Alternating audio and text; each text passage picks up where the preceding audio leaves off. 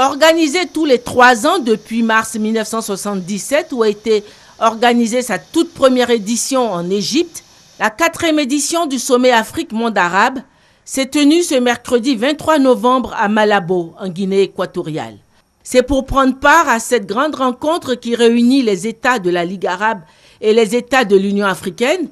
que le chef de l'État ivoirien, le président Alassane Ouattara, a quitté Paris le mardi 22 novembre après son audience avec le président français François Hollande pour se rendre dans la capitale équato-guinéenne, où il a été accueilli à son arrivée par le premier ministre équato-guinéen Vicente Eaté Tomi et par l'ambassadeur de Côte d'Ivoire à Malabo, son Excellence Fatima Touré. Les assises du 4e sommet Afrique-Monde arabe se sont tenues ce mercredi 23 novembre autour du thème « Ensemble pour un développement durable et pour la coopération économique ». L'objectif visé à travers l'institutionnalisation de ces rencontres au sommet tous les 3 ans entre dirigeants africains et dirigeants du monde arabe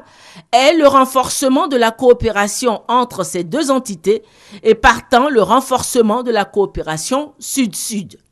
De ce point de vue, ce 4e sommet a enregistré des pas supplémentaires dans l'entraide entre l'Afrique et le monde arabe. L'émir du Koweït a annoncé la mise à disposition de ressources concessionnelles d'un montant de 2 milliards de dollars pour le financement de projets dans les secteurs de l'énergie, des infrastructures, de l'agriculture et du numérique.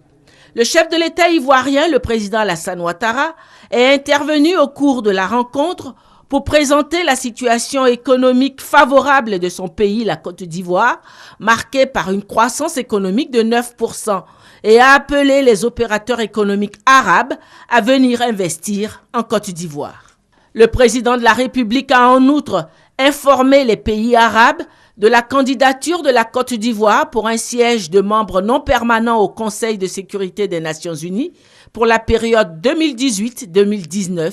et a demandé leur soutien lors de l'élection qui aura lieu en juin 2017. Le sommet a aussi enregistré une passation de charges entre l'émir du Qatar, président de la 3e conférence au sommet, et le chef de l'État mauritanien Mohamed Ould Abdelaziz, désigné pour être le président de cette 4e conférence au sommet.